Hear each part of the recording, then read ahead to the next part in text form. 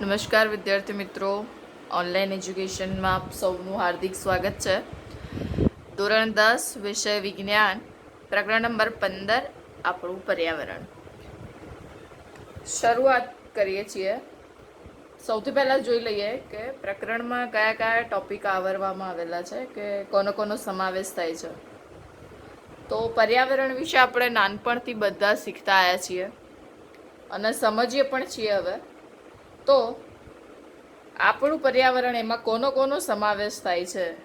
તો બેઝિકલી પર્યાવરણ વિશેની વ્યાખ્યા, એને રિલેટેડ ઘટકો, પછી એના દ્વારા નિર્માણ પામતું નિવસન તંત્ર, આહાર શૃંખલા, આહાર જાળ, પોષક સ્તરો,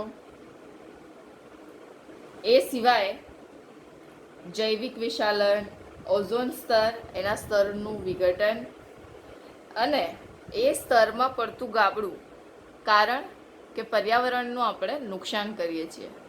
માનવ જાતિ છે એ કોઈને કોઈ પ્રકારે સજીવ સૃષ્ટિમાં જે પર્યાવરણ આવેલું છે એમાં ક્યાંક ને ક્યાંક કચરાના નિકાલ સ્વરૂપે પર્યાવરણની ગંભીર સમસ્યાઓને ઉત્પન્ન કરે છે.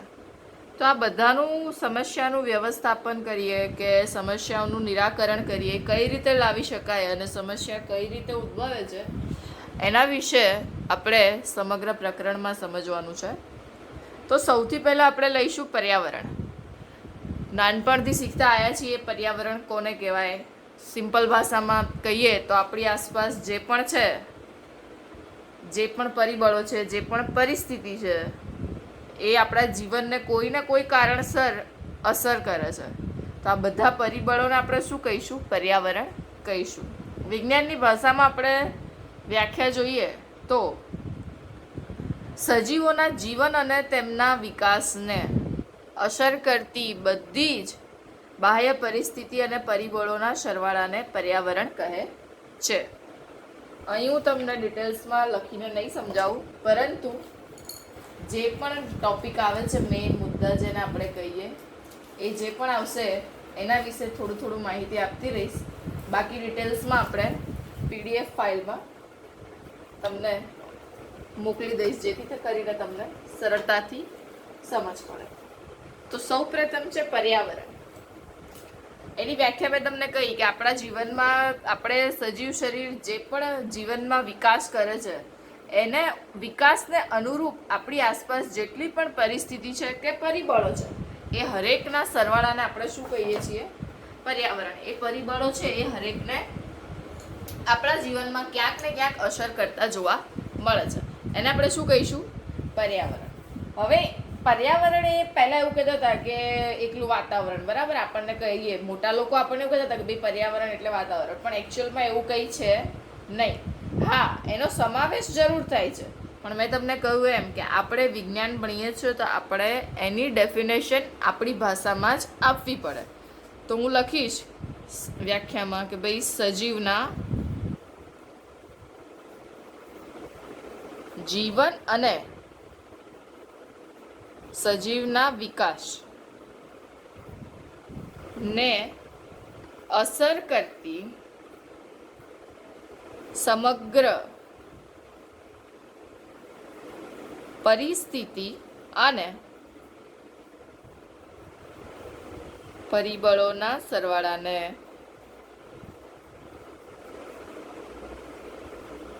પર્યાવરણ કહે છે. બરાબર છે? હવે પર્યાવરણમાં વિવિધ ઘટકો છે. આપણે ડિટેલ્સમાં આગળ વિચારવાનું, એના વિશે ચર્ચા કરવાની જ છે, પણ અહીં તમને સમજાવું તો જેટલા પણ પર્યાવરણના વિવિધ ઘટકો છે એ એકબીજા સાથે કોઈક ને કોઈક બાબતે આધારિત જોવા મળે છે, અને આ બધાની સમતુલા જળવાય એના માટે પૃથ્વી પર જે પણ આવરણ છે, કે જે પણ પરિબળ છે, એ બધાની સમતુલા જળવાવી જોઈએ. પછી એ કોઈ પણ પ્રદેશનું હોય, રણ પ્રદેશનું હોય, પછી દરિયાઈ વિસ્તારનું હોય, કોઈ પણ પ્રદેશનું હોય, પણ પર્યાવરણ જે છે એ વિવિધ ઘટકો પર આધારિત છે. અને એ જેટલા પણ ઘટકો છે, જૈવિક હોય કે અજૈવિક હોય, એ બધા એકબીજા પર આધારિત થતા જોવા મળે છે. બધા સજીવોમાં કોણ કોણ આવશે? તો કે પ્રાણી આવે, વનસ્પતિ આવે, આપણે મનુષ્ય પણ આવી જઈએ. એ સિવાય સૂક્ષ્મજીવો પણ આવે છે. આ હરેક સજીવ છે એ પોતે કોઈના કોઈ અંશે આંતરક્રિયાઓ કરે છે અને જેના કારણે આપણી જે પ્રકૃતિ છે એમાં સંતુલન જળવાઈ રહે છે. આ જે સંતુલન જળવાઈ રહે છે એના કારણે પર્યાવરણ ટકે છે. હા, પણ એક પ્રતિકૂળ ફેરફાર થાય તો સજીવોના શરીરને અસર કરે. હવે પ્રતિકૂળ ફેરફાર આપણે કોને કહીશું? તો આપણે જે પર્યાવરણમાં જે પણ કંઈ પ્રતિકૂળ ફેરફાર આપણા દ્વારા થાય છે કે ભાઈ કોઈ પણ પ્રકારનું પ્રદૂષણ ફેલાવીએ છીએ જેના કારણે પર્યાવરણને કોઈના કોઈ અંશે નુકસાન થતું જોવા મળે છે. આ જે પર્યાવરણનું નુકસાન થાય છે એ સમગ્ર નુકસાન ક્યાંક ને ક્યાંક કોઈના કોઈ અંશે કોઈક પરિબળ અથવા તો કોઈ ઘટકને નુકસાન કરે છે. તો આ થઈ આપણે પર્યાવરણની નોર્મલ માહિતી. હવે પર્યાવરણ પછી આવે છે આપણે નિવસન તંત્ર. તો નિવસન તંત્ર કોને કહેવાય? આના વિશે લગભગ આપણે 7મામાં કે 8મામાં શીખી ગયા છીએ. અહીંયા આપણે ડિટેલ્સમાં સમજવાનું છે. તો નિવસન તંત્ર કોને કહેવાય? બધા જ સજીવો, મેં તમને હમણાં જ કહ્યું કે હરેક સજીવ, પછી એ વનસ્પતિ હોય, આપણે મનુષ્ય હોઈએ, નાનું પ્રાણી એટલે કે શાકાહારી પ્રાણી છે, મિશ્રાહારી પ્રાણી, માંસાહારી પ્રાણી છે, એ સિવાય પણ સૂક્ષ્મજીવો, આ બધા સાથે સંકળાયેલા ભૌતિક પર્યાવરણ વચ્ચેની આંતરક્રિયા. એટલે આ જેટલા પણ મેં તમને સજીવો કયા જ કે સૂક્ષ્મજીવો છે, માંસાહારી, શાકાહારી, વનસ્પતિ, મનુષ્ય પ્રજાતિ, જે પણ સજીવો છે એ બધા એકબીજા સાથે ક્યાંક ને ક્યાંક ભૌતિક પર્યાવરણ વડે સંકળાયેલા છે અને એ લોકોની વચ્ચે આંતરિક ક્રિયા બને છે. અને આ જે સમગ્ર આંતરિક ક્રિયા બને છે એ આંતરિક ક્રિયાના લીધે જે તંત્ર ઉત્પન્ન થાય છે કે જે તંત્ર પરિણમે છે એને આપણે શું કહીશું? નિવસન તંત્ર. તો કે નિવસન તંત્ર કેવું હોઈ શકે? નાનું પણ હોઈ શકે, મોટું પણ હોઈ શકે છે. બંને રીતે, કદમાં નાનું બી હોઈ શકે, કદમાં મોટું પણ હોઈ શકે. એ સિવાય એ જેટલા પણ નિવસન તંત્રના સજીવો છે એ ચોક્કસ આંતરક્રિયાઓ કરે છે, ચોક્કસ કાર્ય પણ કરે છે અને નિવસન તંત્ર સાથે વિશિષ્ટ બંધારણ પણ ધરાવે છે. તો આ થઈ નિવસન તંત્રની વાત. હું તમને એના 1-2 ઉદાહરણ આપીશ તો તમે સરળતાથી સમજી શકશો. પહેલાં નિવસન તંત્રની હું વ્યાખ્યા લખું તો કે બધા જ સજીવો, એની અંદર મેં તમને કહ્યું એ સમગ્ર આવી જાય કે સૂક્ષ્મજીવ છે, મનુષ્ય છે, માનવ જાતિ કહીશું આપણે, પ્રાણીઓ છે અને મુખ્ય વનસ્પતિ કે જેને આપણે ઉત્પાદકો કહીએ છીએ. આ સમગ્ર સજીવો અને તેમની સાથે સંકળાયેલ સમગ્ર પર્યાવરણ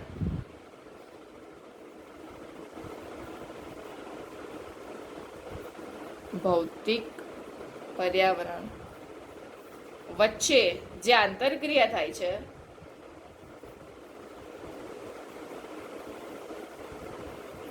અને એના જ દ્વારા જે તંત્ર રચાય છે એને આપણે શું કહીશું? નિવસન તંત્ર તરીકે ઓળખીશું. તો આ થઈ નિવસન તંત્રની વાત. હવે નિવસન તંત્રના પ્રકાર વિશે આપણે ચર્ચા કરીએ તો એના લીધે તમને નિવસન તંત્રની વ્યાખ્યા અત્યારે ભલે થોડી આમ એવી લાગે છે, પણ જેમ હું તમને ઉદાહરણ આપીશ એના લીધે તમે એકદમ સરળતાથી સમજી શકશો. તો નિવસન તંત્રના પ્રકાર, સૌથી પહેલાં આપણે વસવાટના આધારે જોઈએ. વસવાટના આધારે તમે સમજી શકો છો કે ભાઈ વસવાટ તો આપણે રહીએ છીએ એ જમીન પર રહીએ છીએ, એ સિવાયનો પણ એક બીજું વસવાટ છે, એને આપણે કહીએ છીએ ભાઈ આપણે જલ જ કહીએ વિજ્ઞાનની ભાષામાં, અને બીજી ભાષામાં આપણે કહીએ તો નદી છે, તળાવ છે, એટલે કે મીઠું પાણી અને ખારું પાણી, બંને પ્રકારના પાણી છે. એની અંદર જે નિવસન તંત્ર વસે છે એટલે કે એની અંદર જે પણ ઘટકો વસે છે એ સજીવ હોય એટલે કે જૈવિક હોય કે અજૈવિક હોય, એ પાણીનું નિવસન તંત્ર, એને આપણે વિજ્ઞાનની ભાષામાં જલજ નિવસન તંત્ર કહીએ છીએ. અને જે પૃથ્વી એટલે કે મેદાન વિસ્તારમાં વસે છે સ્થળ જ નિવસન તંત્ર કહીશું એને. મેદાન વિસ્તાર મેં તમને કેમ કહ્યું કે ભાઈ જંગલોનું નિવસન તંત્ર પણ અલગ છે, રણભૂમિ હોય એનું નિવસન તંત્ર પણ અલગ પરિણમે છે અને તૃણભૂમિ એનું પણ નિવસન તંત્ર અલગ અલગ હોય છે. તો વસવાટના આધારે મુખ્ય 2 પ્રકાર પડે છે. મેં તમને કહ્યું એમ કે ભાઈ પહેલું આવશે સ્થળજ અને બીજું આવશે જલજ નિવસન તંત્ર. તો સ્થળજમાં મેં તમને કયા કયા ઉદાહરણ આપ્યા કે ભાઈ જંગલમાં જે વસે છે એ સમગ્ર ઘટકો એક અલગ પ્રકારનું નિવસન તંત્ર ઊભું કરે છે. એ સિવાય તૃણભૂમિ વિસ્તારના જેટલા પણ ઘટકો છે એ પણ અલગ નિવસન તંત્ર ઊભું કરે છે. અને રણ મેદાનના આ જેટલા પણ છે આ ત્રણે શેમાં આવશે? સ્થળજ નિવસન તંત્રમાં. હવે જલજ નિવસન તંત્રમાં મેં તમને 2 પ્રકાર આપ્યા. કયા કે ભાઈ આપણે કયા પ્રકારના પાણી જોવા મળે છે? તો મીઠું પાણી અને ખારું પાણી. બધાને નોર્મલ ખબર જ છે. મીઠું પાણી આપણને ક્યાંથી મળે? તો નદી છે, સરોવર છે, તળાવ છે વગેરેમાંથી. અને ખારા પાણીનું મેઇન સોર્સ શું છે? દરિયો. તો જલજ જે નિવસન તંત્ર છે એના મુખ્ય 2 પ્રકાર પડે છે, મીઠા પાણીનું અને ખારા પાણીનું. મીઠા પાણીમાં મેં તમને ઉદાહરણ કહ્યું, નદી છે, તળાવ છે, સરોવર છે. અને ખારા પાણીમાં આપણે જોઈએ છીએ દરિયો. બરાબર છે? તો આ થયા નિવસન તંત્રના પ્રકાર. આપણા વસવાટના માધ્યમને આધારે આપણે કહીએ કે ભાઈ આપણે રહીએ છીએ એને આપણે વસવાટ કહીએ. આપણે જ્યારે પણ વિજ્ઞાનમાં કોઈ પણ પ્રકારના પ્રશ્નનો ઉત્તર આપતા હોઈએ તો એ બિલકુલ અનિવાર્ય છે કે તમે વિજ્ઞાનની ભાષામાં જ એની ડેફિનેશન આપો. માટે અહીં મેં લખ્યું છે વસવાટ માધ્યમના આધારે નિવસન તંત્રના પ્રકાર. 2 પ્રકાર છે, સ્થલજ, જલજ. સ્થલજમાં મેં તમને ઉદાહરણ આપ્યા જંગલ, તૃણભૂમિ અને રણ. જલજમાં મીઠું પાણી હોય છે, ખારું પાણી હોય છે. એના અનુરૂપ બીજા 2 પ્રકાર પડ્યા છે જલજના. તો મીઠા પાણીમાં આવે છે નદી, તળાવ, સરોવર અને ખારા પાણીમાં આવે છે દરિયો. હવે એ સિવાય કૃત્રિમ નિવસન તંત્ર વિશે આપણે વિચારીએ તો આ જે મેં તમને કહ્યા એ કેવા છે? કુદરતી નિવસન તંત્ર. પણ હું કૃત્રિમ નિવસન તંત્ર વિશે વિચારી શકું તો કે હા, નિવસન તંત્રમાં શું આવે? જૈવિક અને અજૈવિક ઘટકો. તો કૃત્રિમ નિવસન તંત્રમાં શું આવે છે? એની એ જ વસ્તુ આવે. પણ હા, આપણે કૃત્રિમ નિવસન તંત્ર કહીએ છીએ તો એનો મતલબ શું છે કે માનવ દ્વારા એનું નિર્માણ કરવામાં આવે છે. આ તમે ઘણા ઘરમાં માછલી ઘર જોયું હશે, જેને આપણે એક્વેરિયમ કહીએ છીએ. અત્યારે તો ઘરે ઘરે જોવા મળે છે એ. અને એ સિવાય બગીચા. એ બંને જે છે એ સૌથી સારામાં સારા આપણે કૃત્રિમ નિવસન તંત્રના ઉદાહરણ કહી શકીએ. કઈ રીતે? તો સૌથી પહેલાં જોઈશું બગીચો. બગીચાને નિવસન તંત્ર શા માટે ગણવામાં આવે છે?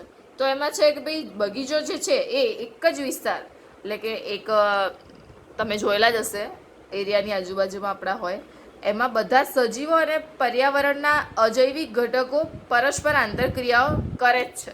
કે ભાઈ જે બહારનું જે નિવસન તંત્ર છે, જે કુદરતે રચ્યું છે વૃક્ષ, એ જે ક્રિયા કરે છે એ આપણે વૃક્ષ એની માટે અલગ બગીચો બનાવ્યો છે તો એની એ જ ક્રિયા થાય છે. પરંતુ ફરક એટલો છે કે એ કુદરતે બનાવેલું છે અને આ મનુષ્ય દ્વારા નિર્મિત થયેલું છે. માટે આપણે એને કૃત્રિમ નિવસન તંત્ર તરીકે ઓળખીએ છીએ. તો બગીચાને કેમ કહીએ છીએ કે ભાઈ બગીચામાં શું તમને જોવા મળે છે? તમે જુઓ તો ઘાસ છે, પછી પુષ્પવાળા છોડો જોવા મળે છે. એ સિવાય નાના નાના પ્રાણીઓ જોવા મળે છે, ખિસકોલી છે, પછી કાચિંડા છે, નાના નાના પક્ષીઓ જોવા મળે છે. એ પણ એક ઘટક જ છે જૈવિક. પ્લસ એની અંદર મેં તમને કહ્યું ફૂલ, છોડ, વનસ્પતિ, ઘાસ જે પણ આવે છે એ બધું પણ ઘટકમાં જ આવે છે પર્યાવરણના. અને આ બધા એકબીજા સાથે સંકળાયેલા જોવા મળે છે. બગીચામાં જે રહેલા છે વનસ્પતિ અને એ સિવાયના મેં તમને પ્રાણીના પક્ષીઓ કહ્યા એ પણ એકબીજા સાથે સંકળાયેલા હોય છે.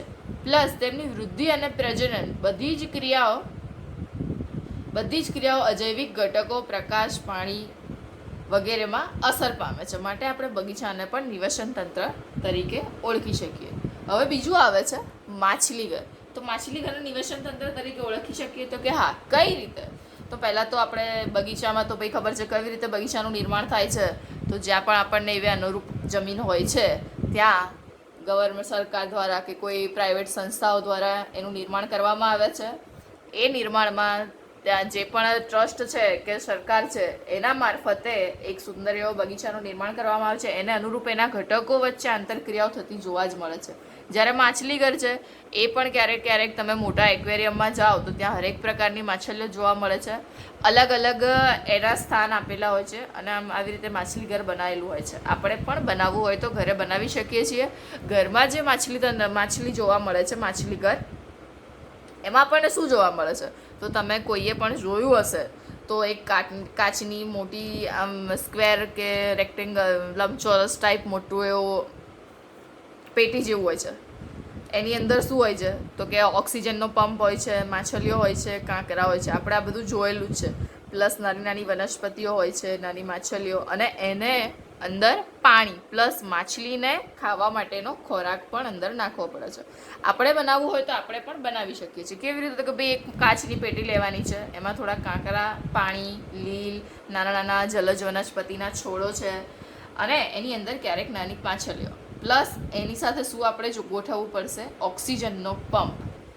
ઓક્સિજનનો પંપ જરૂરી જ છે, કારણ કે આપણે જારમાં ઓક્સિજન ઉમેરી શકીએ, એટલે કે પેટીમાં આપણે ઓક્સિજન ઉમેરી શકીએ. હવે રહી વાત ખોરાકની, તો અત્યારે હાલમાં તમે જે માછલી ઘરમાં માછલીઓ રાખો તો એનો ખોરાક તમને બજારમાં રેડીમેડ મળતો જોવા મળે છે. એનો સમયાંતર હોય કે ભાઈ દિવસમાં